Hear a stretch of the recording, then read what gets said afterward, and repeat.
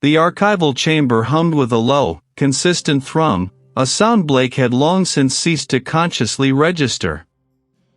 It was a symphony of climate control and aging fluorescent lights, a backdrop to the meticulous process of preserving history. Blake, an archivist of some 2 decades, found comfort in the predictable rhythm of the work, the crisp rustle of parchment, the faint, sweet scent of decaying paper, the methodical indexing of forgotten lives. Their station, a polished oak desk scarred by generations of similar work, was a fortress of order amidst the chaotic expanse of human record. Today, however, the order felt fragile. It began with a minor deviation during the recataloguing of Section Gamma 7, a collection of miscellaneous donations deemed too insignificant for individual accession. Blake's gloved fingers, accustomed to the delicate touch required for brittle documents, encountered an anomaly. Tucked away beneath a stack of faded agricultural reports from the mid-20th century lay a small, unadorned wooden box. It was roughly 8 inches square, crafted from an unfamiliar dark wood, its surface smooth and featureless, devoid of clasps or hinges. It simply sat there, a silent, unassuming void in the otherwise overflowing shelves. Blake lifted it. It was heavier than its size suggested, possessing a density that felt almost unnatural. There was no inscription, no label, nothing to indicate its origin or contents. A quick scan of the Gamma 7 manifest yielded no entry for such an item. It was an orphan, an oversight. This alone was enough to pique Blake's professional curiosity. Every item in the archive, no matter how trivial, had a provenance. Placing the box carefully on the desk, he examined it under the focused beam of their task lamp. The wood seemed to absorb the light, reflecting little. As Blake's gaze lingered, a subtle shift occurred at the edge of their vision. The neatly stacked files on an adjacent shelf seemed to ripple, a momentary distortion of their straight lines. He blinked, attributing it to eye strain. The files were, of course, perfectly still. Odd, Blake murmured, the sound swallowed by the chamber's hum. A colleague, a younger archivist named Davies, passed by, pushing a trolley laden with incoming donations. "Find anything interesting, he?" Davies' voice was bright, oblivious. Blake turned, the box momentarily forgotten. Just an unlisted item. An old wooden box. Davies glanced at it, then shrugged. Probably just some personal effects someone forgot to claim. Happens. Davies continued down the aisle. He returned to the box. The distortion had not recurred. He ran a gloved finger over its surface. It was perfectly smooth, no seams, no discernible lid. It was a paradox, a box with no apparent opening. This contradiction, this defiance of expectation, was the first seed of unease. Blake spent the remainder of the afternoon attempting to locate any record of the box, consulting old acquisition logs and cross-referencing donor lists. Nothing. It simply did not exist within the archive's meticulously maintained records. This was not merely an oversight, it was an impossibility. Every item had a story, a path into the collection. This box had none. It was as if it had simply manifested.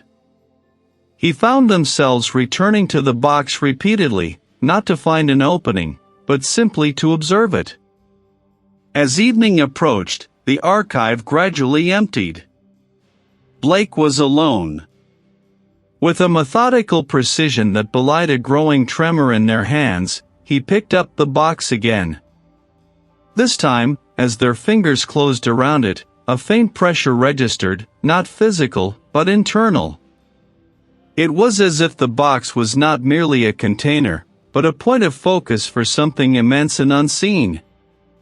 The air around Blake felt thicker, more resonant. He dismissed it. Fatigue. Imagination. Yet, the subtle psychological erosion had begun. The meticulous order of Blake's world had been breached by a single, uncatalogued item. The quiet hum of the archive no longer offered comfort, it now seemed to vibrate with an unspoken tension, a prelude to something he could not yet comprehend. The following days became a focused, almost obsessive investigation. Blake isolated the box on a separate cart, away from other materials, as if its presence might contaminate the integrity of the archive. The initial anomaly, the absence of its record, had deepened into a profound mystery. He spent hours in the research section, poring over obscure texts on forgotten crafts, ancient locking mechanisms, esoteric symbols, searching for any clue that might explain the box's construction or purpose. "You're still on that box, Blake?" The supervisor, a man named Henderson, paused by his desk one afternoon, a stack of quarterly reports under his arm. "Is it really worth this much attention? We have a backlog." Blake looked up, eyes slightly bloodshot from lack of sleep. "It's peculiar, sir. I haven't been able to identify its origin. No seams, no discernible lid. It defies conventional joinery." He held it up, rotating it slowly. "It's perfectly smooth." Henderson peered at it, then tapped it with a knuckle. "Solid, I suppose. Just a block of wood, then. Perhaps a paperweight someone left behind." He shrugged, dismissing it. "Move it to the lost and found. We have more pressing matters."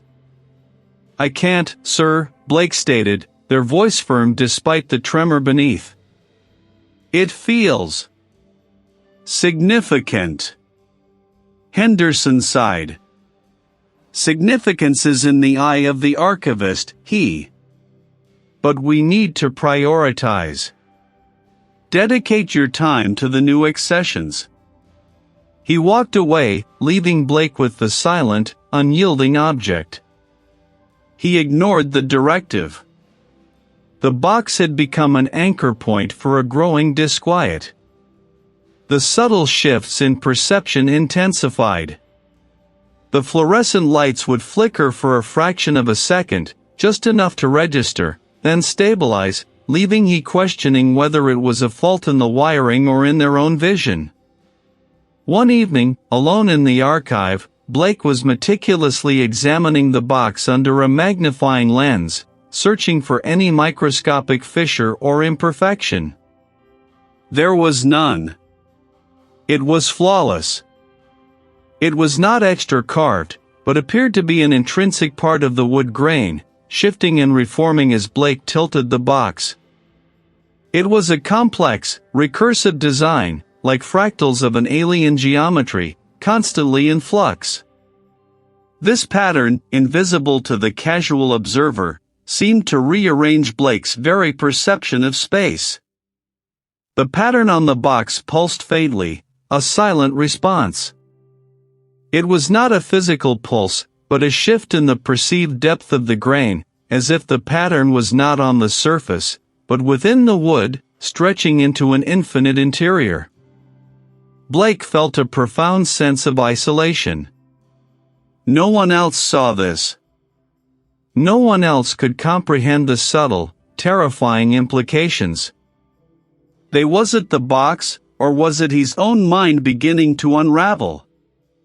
The question became a constant companion, a nagging doubt that eroded Blake's confidence. They began to question their own memories, small details of their routine, the exact placement of files, the precise wording of instructions. Had the archive always been this silent? Had the fluorescent lights always hummed with such an insistent drone? His determination to understand the box now mingled with a desperate need to understand the shifting landscape of their own sanity. The isolation deepened. Blake started taking meals alone, avoiding the break room, where the mundane chatter of colleagues felt jarring, unreal. They spent their evenings in the archive, long after everyone else had left, bathed in the cool, blue light of the task lamp, fixated on the enigmatic box. The recursive pattern became clearer, more insistent. It was not merely a design, it was a language, a silent, visual dialect that spoke of impossible dimensions and non-Euclidean spaces. It was a catalyst. It was slowly, meticulously, dismantling the established architecture of Blake's reality. The truth, however unsettling, held an irresistible allure. The direct manifestations began subtly, then with terrifying intensity. Blake had been tracing the shifting patterns on the box for hours, fingers hovering inches above its surface, when a faint, almost imperceptible tremor ran through the wood. It was not a vibration, but a shift in its inherent stillness, as if the material itself was breathing. He leaned closer, their breath held. Suddenly, a seam appeared on the box. It was as if the box was momentarily revealing its true, alien geometry, a glimpse into its impossible interior. A sound, not heard but felt, resonated in his skull, a low, resonant thrum, like the universe itself vibrating on an unheard frequency. The air in the archive grew heavy, charged with an unknown energy. The box responded. It was not a physical form, but an impression, a shadow cast from a dimension beyond human comprehension. It had no discernible features, no limbs, no head, yet Blake felt an undeniable, crushing presence, an intelligence that dwarfed all human understanding. This was the cosmic horror. It was not a monster with teeth and claws, but a fundamental truth, a reality that had always existed, veiled by the comforting illusions of human perception. The box was not an artifact that contained the horror, it was an artifact that revealed it, by stripping away the layers of his conditioned reality. Blake felt their minds splintering. The familiar walls of the archive seemed to melt and flow, the shelves twisting into grotesque parodies of themselves. The meticulous order he had cherished dissolved into chaos. Memories, once firm and reliable, now flickered like dying embers, their authenticity questioned by the overwhelming presence.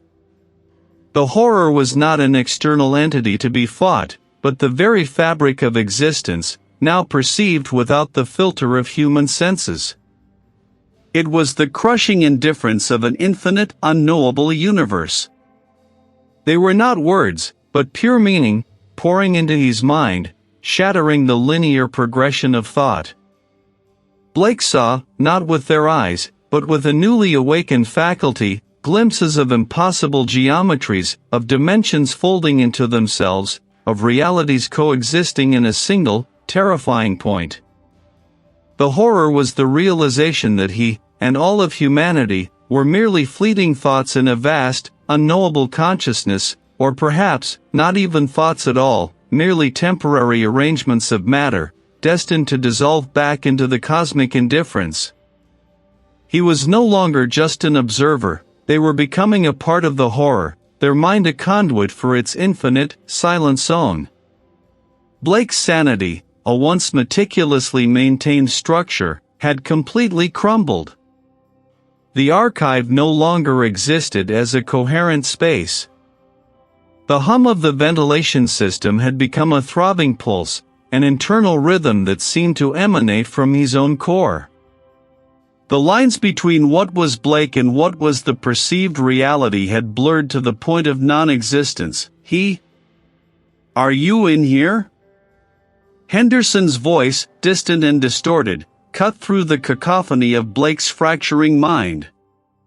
The supervisor's face, when it appeared in the doorway, was a shifting mosaic of impossible angles, his features rearranging themselves with each blink of his eyes. Blake could not respond. Their tongue felt thick, their thoughts too vast and formless to coalesce into coherent speech. The box, which had been the catalyst, now seemed to be an extension of his own consciousness, its impossible patterns echoing the fractal shattering within Blake's skull. What are you doing? The lights are out. You need to leave. Henderson moved closer, his form flickering, momentarily becoming a collection of disjointed geometric shapes, then resolving back into his familiar, albeit now monstrous, human outline. Blake felt an undeniable pull, a profound compulsion to move. The border checkpoint. The thought surfaced from the depths of the overwhelming chaos, a single, clear directive. It was not a memory, but a sudden, intrinsic knowing. The checkpoint was not a destination, it was a threshold. He pushed past Henderson, who stumbled back, a look of confusion and alarm on his face. Blake! Wait! You can't just leave. But he was already moving, their steps steady despite the internal tempest. The streets outside were a kaleidoscope of sensory input. Buildings stretched and compressed, the sky pulsed with colors unseen by human eyes, and the sounds of traffic resolved into complex, interwoven melodies of pure energy. Blake walked with a singular purpose, the box, now an invisible presence within their mind, guiding them. The journey to the border checkpoint was a passage through a world simultaneously familiar and utterly alien. He saw the horror in the mundane, the patterns on the pavement, the arrangement of leaves on a tree, the fleeting expressions on passers-by. Each detail was a glimpse into the infinite, the unknowable, each a fragment of the vast, indifferent entity that underpinned all existence. Blake's identity was no longer a fixed point but a shimmering, unstable thing, constantly dissolving and reforming, a mirror reflecting the cosmic chaos.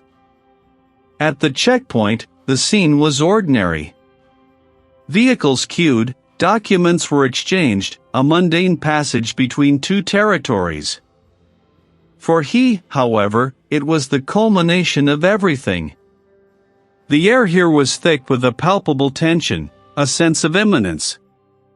The concrete barriers, the chain-link fences, the watchful eyes of the border officials, these were not merely physical obstacles, but symbolic boundaries, thin veils separating one reality from another. Blake approached the booth, the border official's face a study in bureaucratic neutrality. The man's uniform, his badge, his very posture, seemed to vibrate with the same impossible geometry he had seen on the box. He was not just a man, he was a manifestation, a gatekeeper between states of being. Papers, please, the official stated, his voice flat, devoid of inflection. Blake reached into their pocket, their hand moving as if of its own accord. There were no papers. There was only the sensation of infinite space, of an identity that had shattered and reformed into something new, something that transcended the need for documentation. The official's gaze sharpened, not with suspicion, but with a profound, unsettling recognition. His eyes, for a fleeting moment, seemed to hold the same ancient, unknowable patterns he had perceived in the box. The words were not a request, but a statement of inherent truth. The crossing was inevitable. The official, after a moment of unsettling stillness, simply nodded, a slow, deliberate movement that seemed to carry the weight of eons. Proceed. Blake walked forward, past the barrier, past the watchful eyes, past the queued vehicles. The air on the other side of the checkpoint was identical, the road stretched out in the same manner, the landscape was indistinguishable. Yet, everything was profoundly different. The colors of the sky were no longer mere hues, they were vibrations, frequencies of an incomprehensible spectrum. He saw the patterns now, everywhere.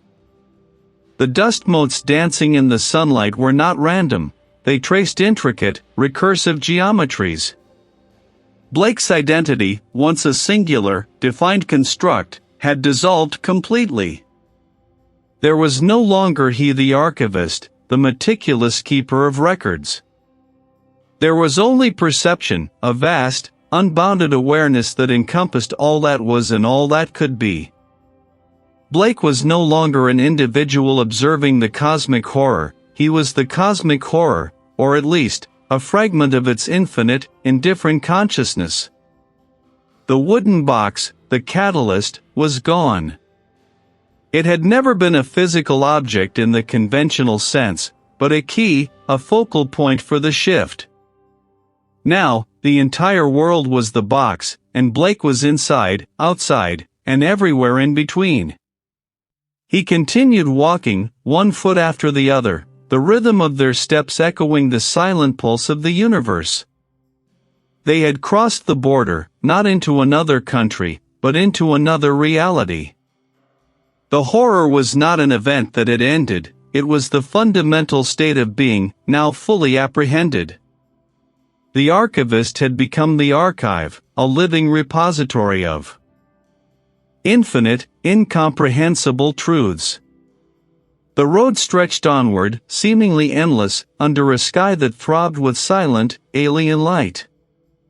Blake felt no fear, no joy, no sadness. Only a vast, crushing indifference. The destination was not a place, but a state of being. And he, or what remained of Blake, had arrived. The cosmic entity had found its vessel, its new point of observation in a reality that had always been its own.